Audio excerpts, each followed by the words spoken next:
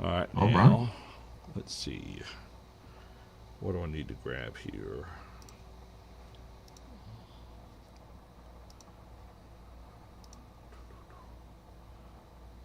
That one. Let's see.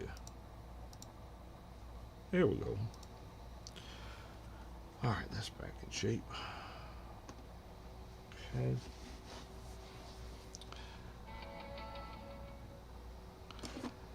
Yep, running just a few minutes behind. Let's get the controller up.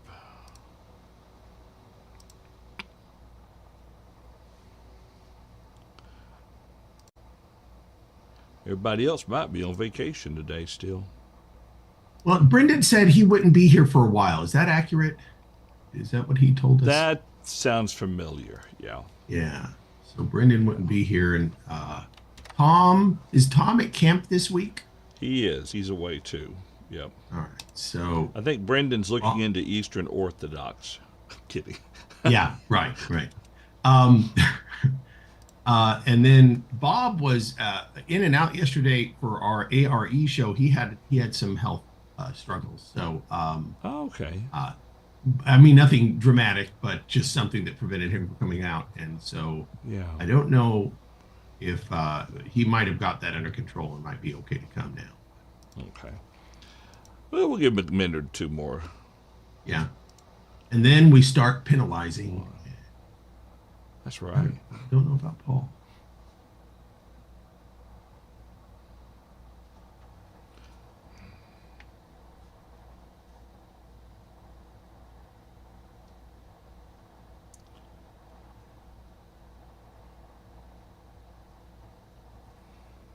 There we go. All right. So far, Jimmy's with us, David is with us, and Brian's with us. All right, let's see. Okay. Anything else I'm missing here, real quick? I don't think so. Yeah, let's bring the email up just in case. Did you have a good 4th last week? We did. We did. We went over to some brethren's home and spent some time with actually, it's brethren from the congregation next to us that we went to and Okay. enjoyed that. And then we had our own congregation had a little potluck the weekend, so kind of nice too. That's good. Well, I think it'll be large enough to read. John 7. For those who looked at the Facebook reminder or Facebook schedule, I had it wrong. We're starting in John 7, verse 1. Yeah. So a couple of things I'll bring up if this is okay. I Mm-hmm. like to point out that there are 7 feasts in the book of John, and so number John 7:2 is one of them.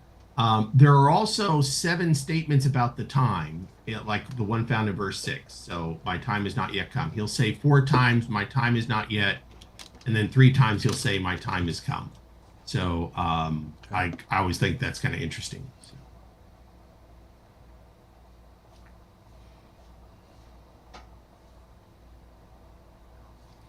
All right. Okay, I think we're ready, so I'll fade out and we'll bring us right back.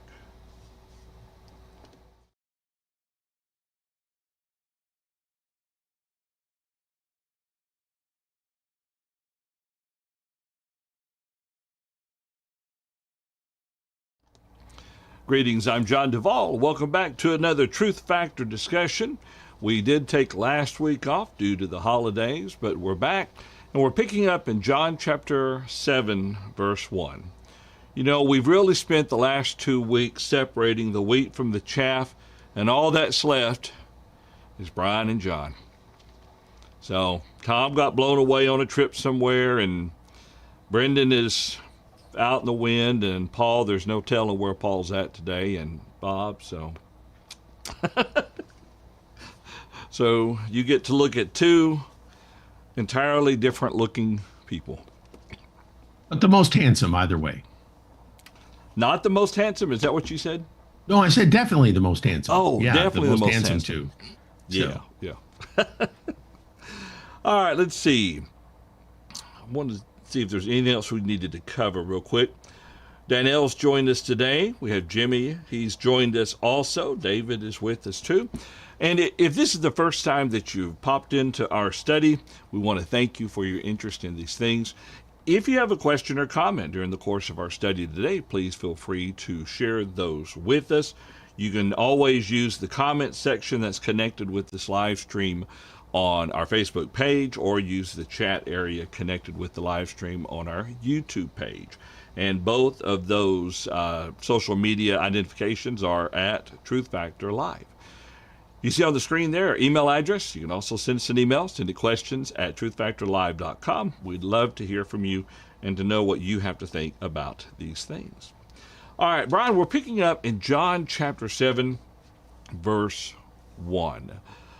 We were talking just a moment beforehand. Is there anything that you'd like to share in regards to as we get into this chapter or draw to our attention? Well, John, one of the things that I think is really interesting is that John has a very unique way of approaching the life of Jesus. And we've talked about this a lot already, so I hate to keep talking about it. But I do think it's interesting that in the book of John, there are 7 I am statements. I am the bread of life. I am the good shepherd. There are 7 specific miracles that Jesus performs that are, our attention is brought to. And in this chapter, we're about to see 2 things that come up. One of them is there are 7 feasts that Jesus participates in. Typically, we point to 3 Passovers and 4 other feasts, a couple unnamed feasts. And this chapter, we're going to come to the Feast of Tabernacles, a very important feast. It was one of the convocation feasts that the Jews were required to go to Jerusalem. The Jewish men were required to appear in Jerusalem for. So this feast comes up here.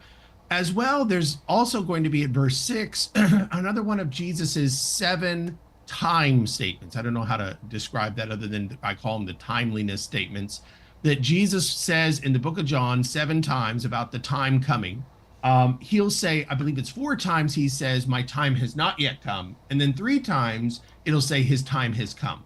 And those time statements are meant for us to get a very specific feeling about the idea that everything is going according to a plan. That, in other words, it isn't as though Jesus just showed up and, oh, surprise, they killed him. That everything happens according to the timing that Jesus is setting up. And that's a really important idea that gets brought up repeatedly in the scriptures. Jesus doesn't die because he loses to his enemies. Jesus dies because that is his plan, and he has established the time for that to happen. Okay. You know what's interesting, there we go, is there were 3 feasts during the course of the year that required the men to travel to Jerusalem. The first one would have been the Passover feast, and the second one would have been Pentecost 50 days later. This one you're talking about, the Feast of Tabernacles, are also called the Feast of Tents. This one was held in the fall, wasn't it, if memory serves? I believe you're correct, yes. Yeah. And that's where they would go to... Oh, go ahead. No, keep going. You're heading where I was heading. I was just going to say, this is a feast where it came right before the time of atonement, and they would come to Jerusalem, and kind of to reenact living in the wilderness, you would have to live in we call it the Feast of Tents, or booths is also another one that you see sometimes, and you would build a booth or a tent that you would then, in some way live in for a period of time to kind of reenact the time that the Israelites spent in the wilderness. And it also prepared them for the coming of the Day of Atonement. So this feast is leading into the Day of Atonement, which really wasn't a convocation moment. It was more of the time that the high priest performed his, according to the book of Hebrews, probably his most sacred duty, and that was to make atonement for Israel. Okay. All right. Good point. It's interesting or intriguing, maybe not intriguing. Anyway, that under the new covenant of Christ, all these feast days were never authorized by Christ. We meet together on the first day of the week to proclaim the primary not object of our worship, but the reason behind our worship, the death of Christ upon the cross of Calvary. Right. Right. But for them, these were given to them as a continual reminder, and they needed it. Just kind of look at their history there. Yeah. It's kind of interesting, John, and I know we don't want to go too far into this, but it seems to indicate in the Old Testament they were really bad about keeping these feast days. I mean, there's a couple of Mm. times where you have a feast day and then you have the next time they do it like over a century later kind of thing. You know, several times Yeah. it talks about the feast days, and it was like in the time of Hezekiah, they said, hey, I hadn't done this before, you know, and they're really bad about observing these feast days. And the second thing I want to point out too that I think is kind of interesting, and you touched on it, so I'm going to use that as my Sure. authority to go on.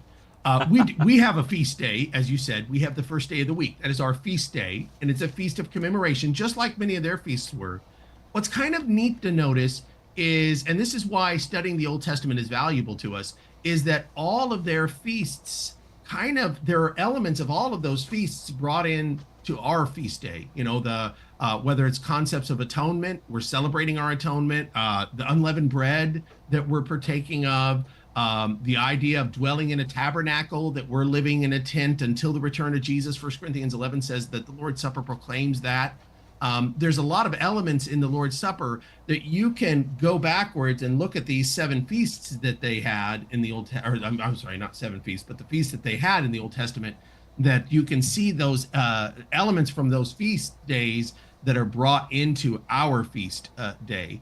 And so I've always enjoyed that. That's kind of a fun study if somebody wants to say, hey, I'm gonna look at that. Look at those Old Testament feast days and think about the elements of them, and then think about how that contrasts to our feast day, the true feast day, the one we celebrate in Christ. That's a good point. Two things real quick. We're going to be starting, Lord willing, this Sunday, foundation building study, and I'm going to try to look at not truly, not go back and take it book by book, but look at key events. Think about the sin of man and everything. And in the course of this, we're going to talk about God's covenant with Israel. Well, I think that information is important for the very reason you're talking about, because of the shadowing of something better to come, and to kind of appreciate why we do what we do in the Lord's Supper, what foreshadowed that. Other thing is, I think I counted only 6 times in the Old Testament they observed the Passover as far as what was recorded. You'll see it a couple of times. I think maybe 2 years after they leave Egypt, there's a time, and then jump forward to Hezekiah, and I can't remember, maybe under Josiah. Josiah was the other one. You're right. Yes. All right, I'm going to have to change things here for just a minute, because the way I hear Brian is gone. So my Maybe no Bluetooth one can hear me. decided to die on me for just a minute. Give me just a moment. Let me process this. Brian, I'll tell you what I'll do. I'm gonna have you to go ahead and, I can't hear you though. Go ahead and read the first 9 verses, and just go ahead and take the study. I won't try to bring it up on the screen for the simple reason I can't hear you. Hopefully in the next 5 minutes I'll have the problem solved and be right back. And I know everyone else can hear me, so I'll start reading. We're in John chapter 7, so I'm gonna use hand signals to help John. John chapter 7, verse 1, and so I'm going to read John chapter 7, verse 1, and I'm going to read up through verse 9. So we're going to do John chapter 7, verses 1 through 9, and something kind of interesting happens here. So beginning in John chapter 7, verse 1. After these things, Jesus walked in Galilee, where he did not want to walk in Judea, because the Jews sought to kill him. Now the feast of tabernacles was at hand. His brothers therefore said to him, depart from here and go into Judea, that your disciples may also see the works that you are doing. For no one does anything in secret while he himself seeks to be known openly. If you do these things, show yourself to the world. For even his brothers did not believe in him. Then Jesus said to them, my time has not yet come. Your time is always ready. The world cannot hate you, but it hates me, because I testify of it that its works are evil. You go up to this feast. I am not yet going up to this feast, for my time has not yet fully come. When Jesus said these things to them, he remained in Galilee. And so I finished up the reading there. I'm going to send John a little note to let him know that. And then it's kind of interesting to think of, you all hear me, but John does not. But we have completed that. So, and it is interesting as we're considering these verses, of course, the very first thing that pops up to us is that Jesus's brothers do not believe in him. And I've always found that a very interesting thing. I'd love to hear some comments about that, by the way. What do you think about that? Jesus's brothers, people you might say know him best, don't believe in him. What does that mean? You know, there's a passage in Mark where it talks about that they even try to restrain him on occasion. And I'd be curious to hear what your comments are about why Jesus's brothers do not believe him. And I'd also like to hear about this conundrum that comes up here that Jesus says, I'm not yet going to the feast. And we haven't read this yet, but in verse 10, what happens? And I think that's a very interesting point to consider too. So I'd love to hear some comments on that, and we can bring those in if you can make those comments. But we will, like I said, I'll see if I can get John's attention to let him know that we have read through verse 9. So John may not be able to hear me still. See John nodding, so he knows.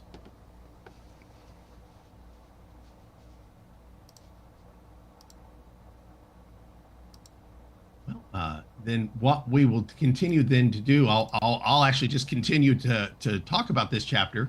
Of course, we've already mentioned what the purpose of the Feast of Tabernacles was, and it was a requirement to go. And one of the interesting things that Jesus reveals to us, particularly in the book of John, is that Jesus kept the old law faithfully. You know, one thing that I often like to point out about Jesus growing up, of course, you might remember that Jesus was up there for a feast day when he was 12 years old, is that he had to have a particularly faithful family, parents, a mother and father who were faithful, in order that he would complete the law as required by God. In other words, you know, when he was a baby, he had little power to get himself to those feast days or things like that. So he was necessarily obligated to rely on the faithfulness of his parents. And I've often pointed out that that kind of reflects on the idea that Jesus, that God selecting the parents, the people that would be the father, the physical father and the physical mother for Jesus on this earth, had to pick people that would be dutiful in executing the law of Moses. Because for many years, Jesus is not going to be able to perform those things all by himself because of the restraints of the physical age and such. So Jesus, always keeping those feast days, sometimes had to rely on other people, his family, to do so. See a couple of comments that are said here, and I'm really grateful for those. First of all, Caleb Davis says, no honor in your hometown, and it would appear in your family home growing up. Very interesting. Yeah, Caleb, it is very interesting. It is interesting that kind of demonstrates the idea that Jesus, you know, it's not as though they could look at Jesus and say, well, we knew you when you were younger and you were a rascal. I mean, they're not going to say that. They're not going to point to Jesus's failings that they personally observed. They're just going to say that because we know you, it seems unlikely or impossible that you are who you claim to be. And that seems to be the point here. Verse 4, reveal yourself to the world. If you are who you say you are, reveal yourself to the world. So this lack of honor or respect is probably because of familiarity. We have a saying, familiarity breeds contempt. And the idea is that if we're very close to something, we don't recognize its significance sometimes. So Caleb, you're actually quoting those other statements that are made in Matthew and Mark about this, and I really appreciate that. Breaker Hinckley says that talking about his brothers, they saw the miracles, I'm sure, but older brother or not, he couldn't be the son of God since I grew up with him. He's a prophet. Gregor, I think that's a great point. Jesus is the oldest brother, and we've talked about this a little bit before. The Bible names 4 brothers of Jesus, and then it says he had sisters, plural. So he had at least 6 siblings younger than him. So Jesus is the oldest of a total of 7 children at least. And they grew up with him. And I've often wondered, you know, Jesus being the oldest brother, he took care of them, he watched them, you know, that they had a relationship with him that was very natural. And as Gregor says, if Jesus starts telling people he's the Son of God, they're going to be a little bit bothered by that, saying, we know who you are. We know Dad, you know, who's probably deceased at this time. So it's interesting that they would think this way.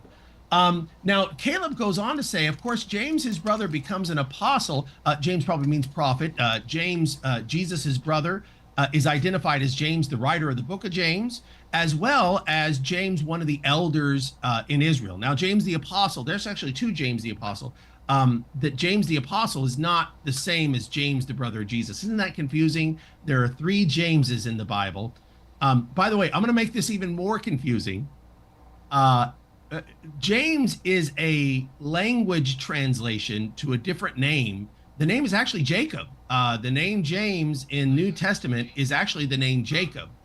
In Greek, it's Jacobus. So it's kind of interesting that we consider this, the idea that Jesus' brother James is the one that later becomes one of his devoted followers, who's very well respected. So, it's interesting that they will become believers, as Caleb is pointing out. James and Jude, who wrote the book of Jude, is also one of Jesus's brothers, or I guess more accurately, one of his half brothers. But the idea is that they will believe in him. The Bible tells us in 1 Corinthians chapter 15 that Jesus particularly appeared to James later on, that whenever Jesus was resurrected, that he made a particular appearance to James. So that's kind of an important thing. So Caleb makes the point to say James, the Lord's brother, is called an apostle by Paul, right? Boy, that's a good question, Caleb. In Galatians chapter 2, it talks about Paul meeting James, and I don't recall if he uses that term. Maybe he does. Now, he's not one of the 12, for sure, of course, because he wasn't a believer in Jesus until he was raised. Now, that term apostle sometimes gets used a little generically. Like at the end of the book of Romans, I think there's 3 or 4 people that are called apostle. An apostle just means somebody who's been sent. Now, James was never actually sent anywhere, too. What's interesting is James stayed all of his life in Jerusalem, as far as we understand, and he died in Jerusalem, according to secular history. So, I don't know that he was actually ever sent anywhere. He's one of the elders of the church in Jerusalem, and he's called a pillar of that church. And as I said, I believe that's in Galatians chapter 2, Caleb. So, and I'm kind of reading, and this is in Galatians chapter 2 and verse 9, where he calls him one of the pillars of the congregation. But I don't recall, like I said, if he was actually ever talked about as an apostle. But it is an interesting expression, an idea. Bob, it's good to have you on board with us this morning. We're a little short, and we're having a technical difficulty, Bob. John's audio has gone out, so he can't hear what we are saying. Of course, that gives you and I the opportunity to say terrible things about him while he can't hear us, but we're just trying to kind of work through John chapter 7, verses 1 through 9, while John fixes this audio. So we're in John chapter 7, verses 1 through 9. Go ahead, Bob. Well, just between you and me and the audience, I really despise John. Yeah, right. Yeah. John's a good, I tell you, in my old age, I got my wires crossed about which program had been discontinued for the month of July. It's my study on Tuesday. And so I came in late because I just discovered that you were going to be on afterward. But I want to say this about about James being an apostle. In Galatians chapter 1, verse 19, but I saw none of the other apostles except James, the Lord's brother. I don't believe that implies that James, the Lord's brother, was an apostle. In Luke, and I'm not sure about the reference now, you can find it pretty quick. In Luke, Jesus refers to the widow of Zarephath, and he said, but none. Elijah was sent to none of the widows of Zarephath, or the widows in Israel, except Zarephath. Well, that doesn't mean Zarephath was a part of Israel, but it just means that he wasn't sent to any of the ones in Israel, but he was sent to the widow of Zarephath. And so I think that's the sense in which except here is used. He didn't see any of the other apostles, although he did see James, the Lord's brother. And I think this is the only reference I've ever seen used to assert that James, the Lord's brother, was an apostle. I believe you're right about the familiarity thing. Keep in mind that Jesus was older than all of his half-brothers and his half-sisters, being the firstborn. And so they had to have looked up to him. being an older man, they had to notice that he wasn't into foolishness like the other young people. Uh, but it was just hard for them to, impossible perhaps even, to conceive that their brother, their half brother, could be the Messiah. Uh, and I don't know, they would have to discount their mother's story about the virgin birth. And maybe they found that impossible to believe and assumed or jumped to the conclusion that Mary and Joseph, or Mary and someone, had relations before Jesus was born. But it's almost understandable that they would not believe uh, that Jesus was the Christ. But after the resurrection, there were no doubts, because in Acts chapter 1, his brothers are mentioned along with the 120 disciples who were gathered there in Jerusalem at the time that Judas Iscariot's office, which he had vacated due to his sin, was fulfilled or filled by Matthias. And so they are brethren at that point. But it took the resurrection. Paul mentions that he appeared to James after the resurrection. That James is almost certainly the brother of Jesus, because James, the brother of John, of course, was killed in Acts 12. The other James is hardly mentioned at all, if at all, in the book of Acts. Very few of the apostles are mentioned by name in the book of Acts after Acts chapter 1. We've got Peter and John in Acts chapter 3. We got James in Acts chapter 12, but again, that was when he was put to death by Herod. So, and the gospel of, or the epistles of James and Jude at the end, almost certainly written by half brothers of Jesus. If they were James and John the apostle, they would have, or James and Jude, the apostles, they would have indicated that to have increased their veracity. Bob, something I find very interesting is that when James starts his letter off in the book of James, he doesn't say James, Jesus's brother. He says Right. James, Jesus's servant. Yeah. And I've always thought what is so neat, and Jude, when he starts his letter, he doesn't say Jude, Jesus's brother. He says Jude, James's brother. Yeah. And what I think is always so critical is none of these brothers said, especially after the resurrection, well, wait a second, I'm his brother, so that should count. You think of, what was it, Billy Carter, hey, I'm the president's brother, Jimmy Carter's brother, you ought to pay attention to me. Jesus's brothers never, they stood on their own credibility. I mean, they were incredible men on their own later, but they never tried to get into that. And I've always pointed out, one of the really remarkable things about the way of Christ is that when Jesus dies and and then returns, and then he gives his movement to his followers, there's not an infighting of the family versus the devout ones. Now, I say that to say, in other religions, that is the case. Islam, for example, when Muhammad dies, Islam immediately splits into two factions: the family faction that said, well, his family should be the rulers, and the followers faction, which said his devout followers should be the faction. That's the Sunni and Muslims that we have today. They split over that. The Mormon church split immediately after Joseph Smith died between his family and Brigham Young. And so often we see that in worldly religions. But in true religion, they were completely unified. They were all one. And there was never a sense of, well, I was his brother, or I was his most important follower. They all said, no, I'm just his servant.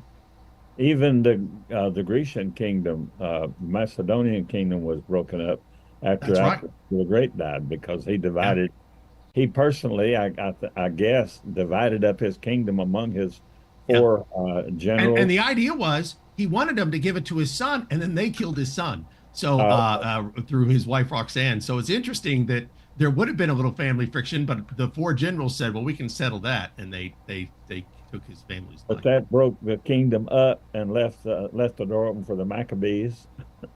Yeah, right. Their revolt, and of course the Roman Empire later.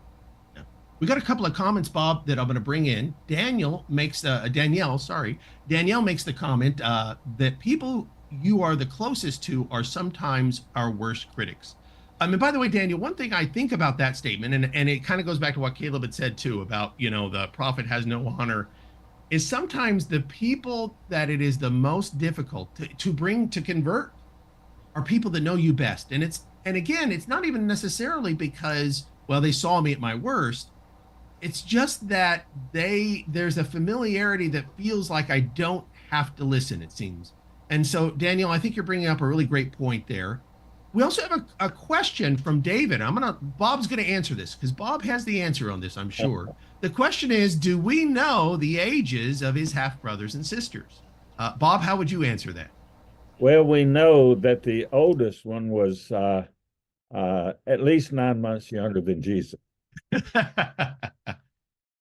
Other than that, we don't know how they were spaced out. Yeah. Your audio is working now, John. Yeah, he can't hear us for us to tell him this, so Okay. so he doesn't know he's broadcasting over us. So yeah, he needs to. And we can't mute him because he's the host of the show. So he's designed it so we can't mute the host. What about a note? Yeah, it sounds like maybe he figured it out and cut it. So okay. Anyway, yeah, so that's a good point. So we don't know. We know that the Catholic Church position is that Mary remained a virgin throughout her life, and they elevated her to God, demigod, if you will, status. So, Bob, there's an answer to this, and I don't know if you know it or not. How does the Catholic Church then overcome Jesus having brothers and sisters? What do the Catholics say about that? That brothers there simply means spiritual brothers. Okay. That is what they have said in debates and in the literature that I've read. I'm going to let John know that we're getting his audio in. Okay. So anyway, one other thing the Catholic Church often says is they say, well, Joseph had been married before, and that prior marriage he had had older children. So they try to sometimes they've also said that these siblings are actually older than Jesus. But I've heard them say two cousins, spiritual brothers, as you said. They have a lot of ways they try to work around that when it's very clear that these are Jesus's siblings. One other point. Oh, go ahead, Bob. In that event, they would not be his half brothers. Yeah, that's right. They would have no blood relationship to Jesus at all. If they are going to maintain the virginity of Mary, because he was not the son of Joseph. Yeah, and so Jesus shared no parent with them if that was the case. Yeah, and that's exactly right. One other thing that I always like to add about Jesus's siblings is we know that James is later an elder in the church in Jerusalem, and we kind of get some timing off of that even. And in Paul may be indicating in Galatians that 15 years after Jesus's death, James is one of the elders in Jerusalem. That's one way we look at that passage. And even if we're not sure that's what Paul was saying, at least we kind of get a sense that it's probably about the time period. Well, what I like to say is sometimes people say, well, how old should an elder be? And I often say, well, the only age we can speculate to in the Bible as an age is James. And because he was younger than Jesus, he would have been younger than, say, 45, 48 years old. So it's kind of interesting. We can kind of put a quasi age on James as an elder because of this information. So I like to think of that. I'm not sure what passage would be used to say he was an elder. He certainly seems to have been an evangelist, which is the only the biggest claim I've heard regarding James. In Acts chapter 15, he's certainly listed among the leaders, but I don't know that unless well, in that case, he's an apostle and an elder. If Paul is saying in Galatians 1 that he is an elder, but I don't know what passage would say he was an elder right off the bat. Well, I think usually what it is it's usually Acts 15 that we point to, because Acts 15 was a council between the apostles and the elders in Jerusalem. And since we're saying James was not an apostle, he would have fit into the category of one of the elders. And this it also is a lot of the secular history also labels him as one of the elders in Jerusalem as well.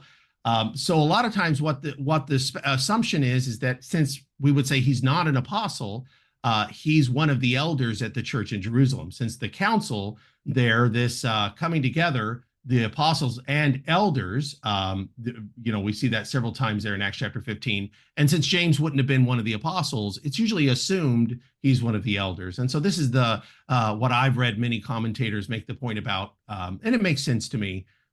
Verse 6 of Acts 15 talks about it being the apostles and elders that came together about this. And since we see James being one of the spokesmen of the group, it's usually, kind of drawn that way. And again, that's kind of an inference. And I would say maybe not quite a necessary inference, but it's an inference, if not a strong inference, perhaps. So maybe it's not proven.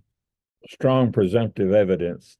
Yeah, maybe that would be the way to put it. So that would be the way to put it there. I've always thought that he was certainly one of the leading men and would have been included in that, just as, Silas and Judas called Barsabbas would have been there. They would have been privy to that information because they were sent by the elders to Antioch to accompany Paul and Barnabas with that letter that they wrote. But that's possible, I guess. Yeah, I think Acts 21 also gives us some sense of that too, where Paul, it says in verse 18, Paul went in to us, to James and all the elders. So it's kind of, again, that's another passage that, again, it might not mean James is an elder, but it sounds like he's being included in that list of elders. And that's Acts chapter 21, verse 18. But again, not necessarily a necessary inference, I would agree, but it might be a presumptive evidence. Yeah, James and all the elders. Yeah, not yeah. all the other elders. Yeah, well, and it, and it could be, like I said, I guess that could be, but it seems like him being included in both lists might make us think that. And again, we have some secular testimony too. I would not affirm otherwise. Yeah. Except as an expression of my personal opinion. Sure. Yeah, no, it's and like I said, it's certainly not a debatable point. I couldn't prove it one way or the other. But that gets us away from John chapter 7. I'm not sure how much you had commented on that, how far through you had gotten. We had read through verse 9, and one of the things that we're going to bring up is a question here that comes out of this, that Jesus tells his brothers, and Bob, I'll have you read, if you'll read verses 10 through 13 for a moment, and the big question is going to be, Jesus just told his brothers, verse 8, you go to the feast, I'm not going to the feast, and then read to us what happens in verses 10 through 13, if you don't mind. All right. Reading from the New King James. But when his brothers had gone up, then he also went up to the feast, not openly, but as it were in secret. Then the Jews sought him at the feast and said, where is he? And there was much complaining among the people concerning him. Some said, he is good. Others said, no, on the contrary, he deceives the people. However, no one spoke openly of him for fear of the Jews. So those were all private conversations, apparently. But when he said, my time has not yet come, I think he's talking there, not that he's not going to go and then goes. That would be a lie. But that he's not going to go openly. If he went with his family, that would be more open. So rather than go with his family, he goes up with his disciples after his brothers had gone up. And this way he could keep a low profile.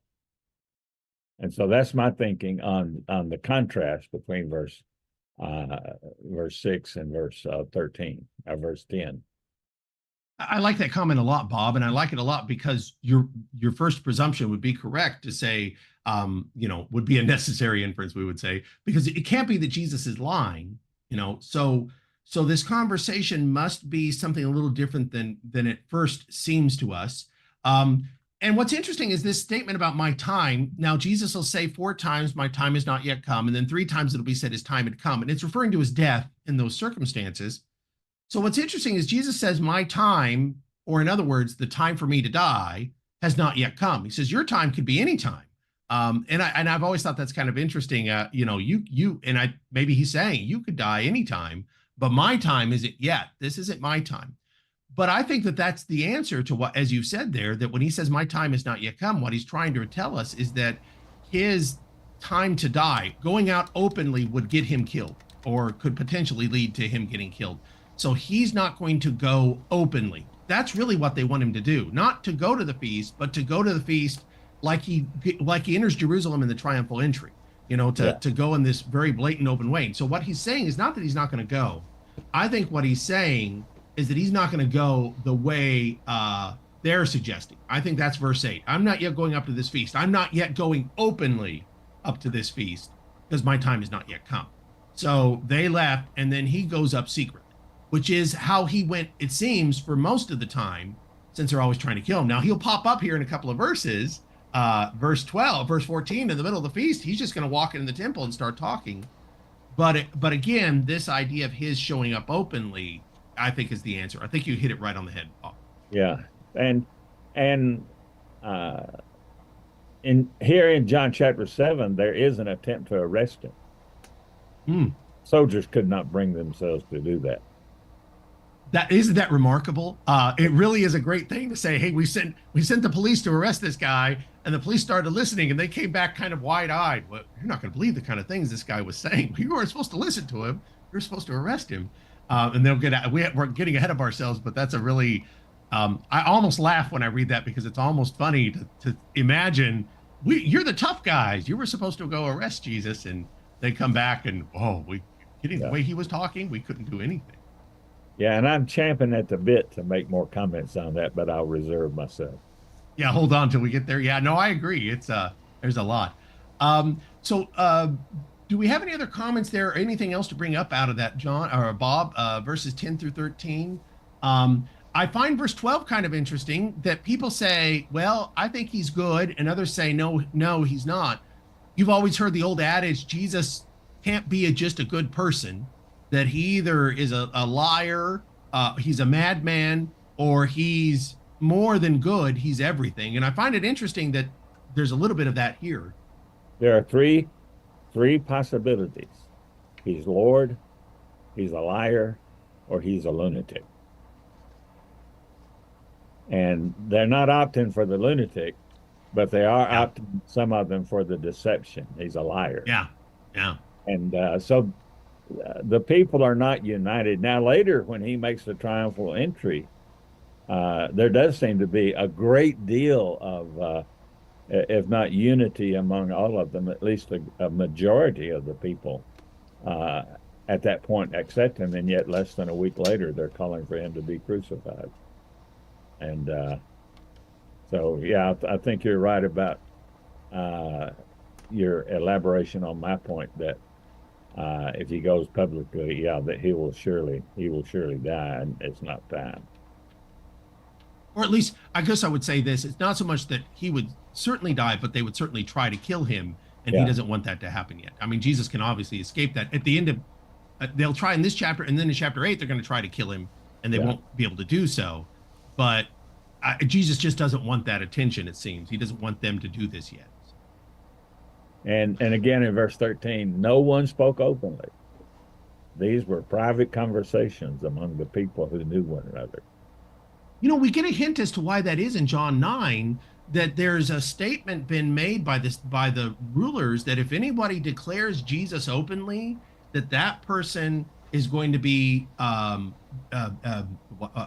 excommunicated isn't the right word, but they're going to be put out of the synagogue. They're going to be ejected from their relationship. So it's kind of interesting that there has been this declaration of some kind that says anybody who declares Jesus to be the Christ, you're out. So that secret seems to be a reason. There's a reason for it. Yeah. In today's, I think we got John back. Yeah. For how long? We'll see how long the battery lasts. In today's time, they would be shadow banned. Shadow Oh, ban. yeah. Yeah, or what is the term whenever they're suspended from the social media accounts if they were to speak of Right. Jesus openly. Yeah, Cancel culture. that's Can't, it. yeah. Began early. Yeah. All right. Well, Brian, you're doing such a fabulous job. He is doing That's good. right. That's right. Let me bring in Jimmy Uh, Kersey's comment. He just dropped one in real quick. It Oh, I was the see. Yeah, Pharisees that tried to kill Jesus, right? Were the Pharisees that didn't want any part of killing Jesus? What a Good great point. question. Good question.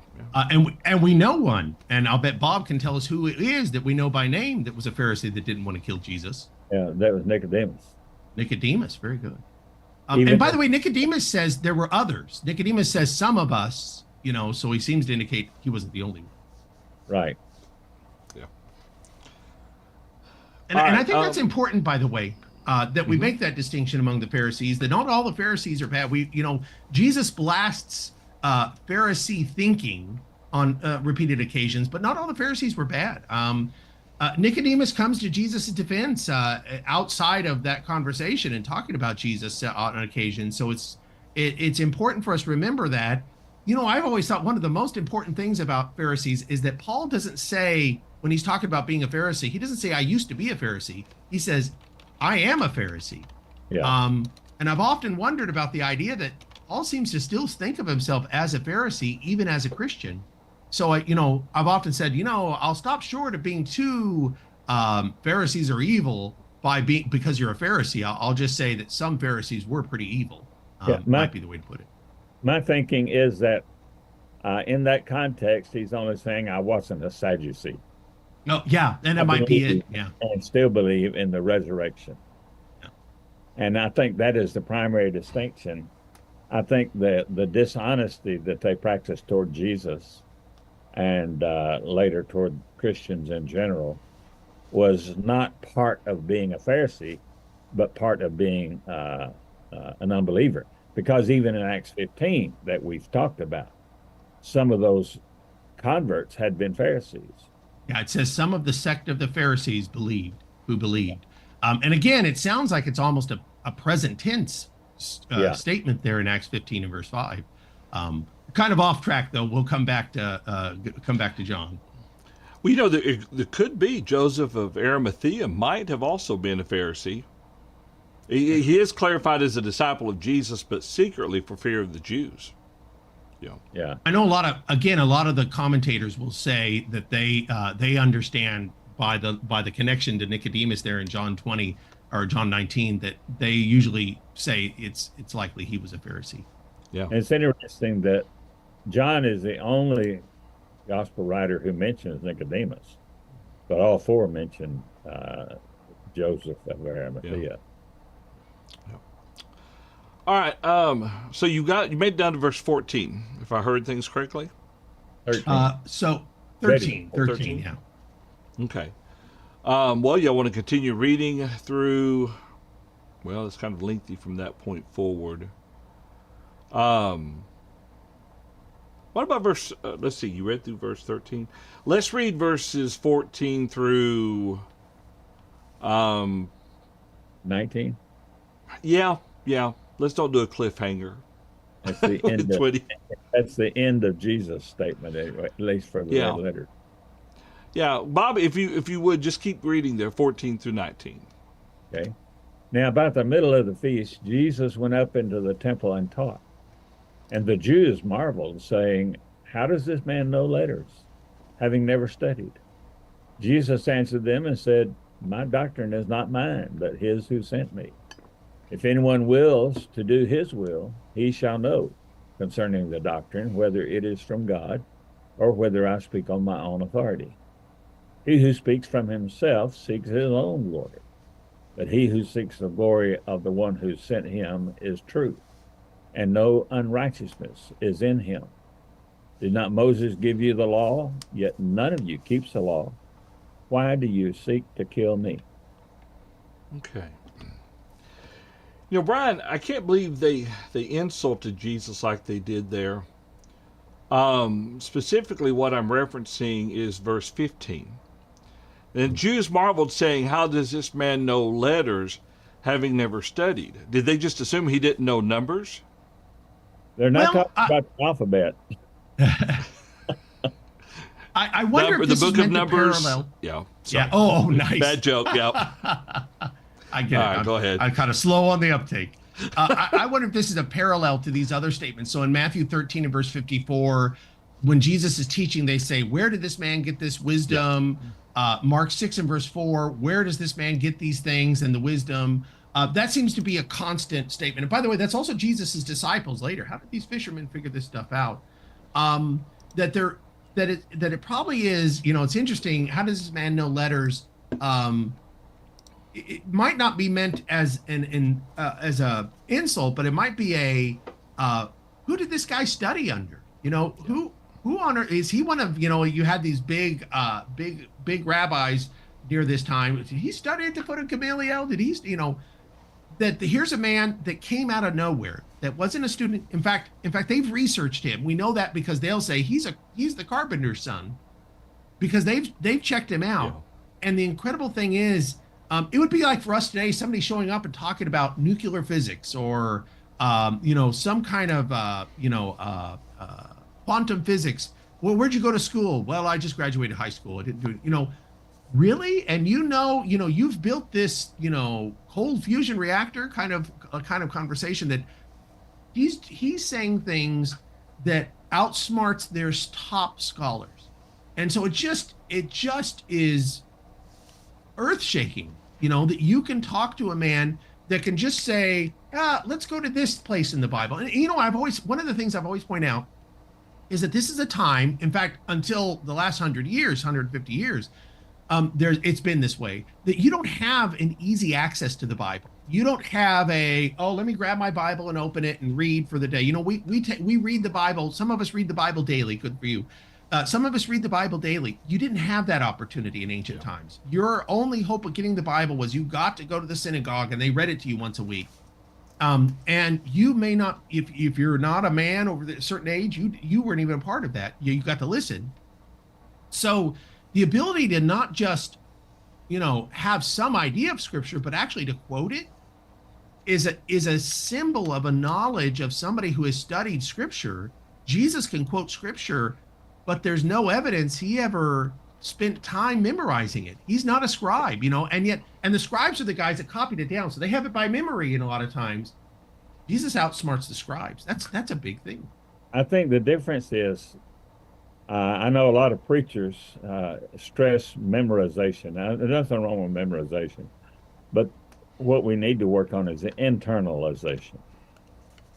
Jesus, I don't think, had intentionally memorized simply for the sake of memorizing, but he had internalized everything. I mean, he was part of the Godhead. He was a part of the process of revelation and inspiration. And so he had done this at age 12 in the temple, asking and answering questions. And the questions, I take it, were hard questions that caused them to scratch their heads, because it says they were amazed at his answers. That's in Luke chapter 2. And so it's no small wonder that he's still doing this 18 to 20 years later. And so, yeah, he hadn't studied at the feet of anybody, but he had obviously spent time with his Father in direct communication with him. And certainly he would have pored over the scriptures many times. Again, I don't think necessarily because he didn't know any of it, but because it was a source of comfort to him, and it helped him with reference to his manhood, at least, to better demonstrate as a man the principles that he himself and his Father had revealed. Okay. All right. Brian, one side note, we're almost out of time, and like I said, I started slate this morning, and so let's hold off any more discussion really of 16 and following. But let's go back to one thing you said though. there was some access to the scriptures. We think about the Bereans who searched the scriptures daily. Do you think maybe in that context he's talking more about like the Septuagint? So the Septuagint, of course, is the Greek version of the Old Testament, and it seems like there was a fairly easy access to that. As you mentioned, the Bereans seem to have it, and that statement about them searching the Scripture daily has a lot of connotation about what that could mean. I think what we just might not appreciate is that, again, owning a Bible would have been only the privilege of the rich. Somebody who could afford to have a copyist copy it down. You didn't have bookstores where you could go buy books, and certainly even when you could buy things that were written in ancient history, what we find is that the people that own lots of, and of course they weren't bound books, they were typically scrolls. The people who owned lots of scrolls were always rich. So, you had, or a synagogue would have them, and that's what they called the seat of Moses, that's referred to in Matthew chapter 23. So this idea of the access is, you had access, but it wasn't easy access, and it was kind of limited. And so the idea, and I love what Bob said about the idea that Jesus has a twofold appreciation. Number one, that he knows the scriptures perfectly. Like I said, he can quote them. But number two, he actually understands what they mean. And that's the thing that the scribes don't have. And the scribes are interesting. This is why the scribes are a big deal. Is the scribes, obviously scribes are the copyists. But if I copy something 10 times, I probably have it pretty good in my mind, right? That's kind of the impression we get why the scribes were the people that were, the scribes and Pharisees are one clique, and the priests and Sadducees are the other clique. And the scribes and the Pharisees, and the scribes are the guys that have all the knowledge. So one of the things you always notice is when Jesus is critical of the scribes, think of this particular group of people that had a knowledge of the scriptures, but maybe didn't actually know what it meant, or couldn't apply it. And so Jesus, what I think is fascinating is sometimes Jesus, when he's talking to scribes, he'll say, well, what do you think God means when he says this? And I don't know. He'll say, when he says, the Lord says to my Lord, sit at my right hand, what's that about? Well, I don't know. We wrote it down. We've read it. We don't actually know what it means. Jesus knew what these things meant. And now what Bob said, this is why the common statement all the time is, we've never heard anybody talk like this. And think about what that means on two levels. Number one, with authority. Jesus spoke from his own authority. Matthew chapter 7 hits it like that. This man speaks with authority. Number two, we never heard anybody talk like this. And we haven't got there yet, but in John 8, the guy's going to walk back saying, we can't arrest this guy. We never heard anybody talk this way. And this other idea is he has the scriptures by heart. He also knows what they mean. And that's incredible. And what he said was indisputable. It could not be disputed. Even Stephen, in Acts chapter 6, they could not deny the things that he was saying. They didn't like it, but they couldn't argue against it, not with any kind of rational argument.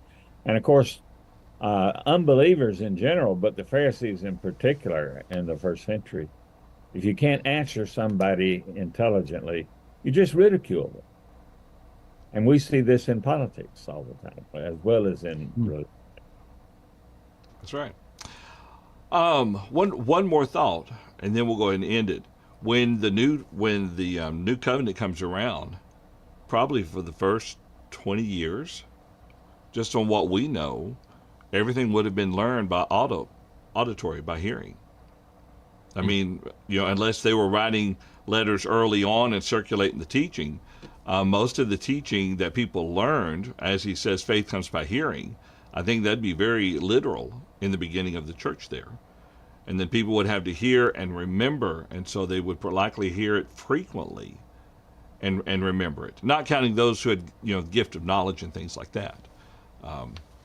But we're not sure how long they went before they actually had, here, carry this, make copies of this letter and pass it among yourselves type thing, Yeah. Well, I guess Colossians says that, right? Make a statement like that. To Laodicea. I want to say one more thing, and that's about the Jews in Berea.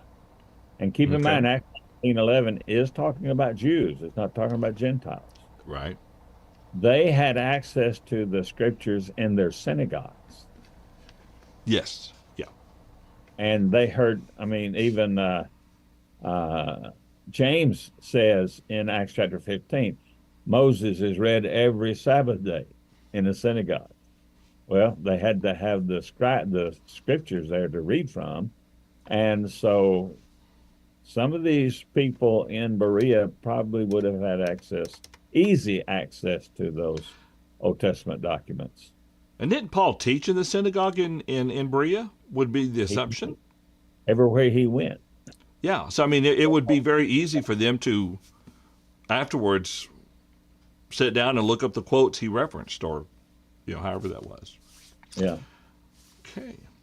All righty. Well, let's plan, hopefully, all things being working properly next week. Let's plan to continue our study next week with John 7. Let's start right around verse 16, because he's going to explain, they question, has already been pointed out, they question, how does this man know this stuff, because, he doesn't know letters. And Jesus goes and explains again, like he has said several times already, and will continue to say, that what he is teaching is from the Father. And not to discount his authority, but so they would know where the message is coming from. So we'll pick up there, John 7, verse 16, next Thursday. All right. Any final thoughts or comments? All right. Appreciate your patience and tolerance with some of the issues. I appreciate Brian flying solo and picking Bob up along the way and managing it for a while. And I didn't hear much of it because I was busy trying to fix my problem over here, but I'm sure it was a good study. All right. Well, listen, we'll see everyone next Thursday at 11 o'clock a.m. Central Time as we continue our study through the Gospel of John. Thank you so much for joining us, and we'll see you again next week. Bye-bye.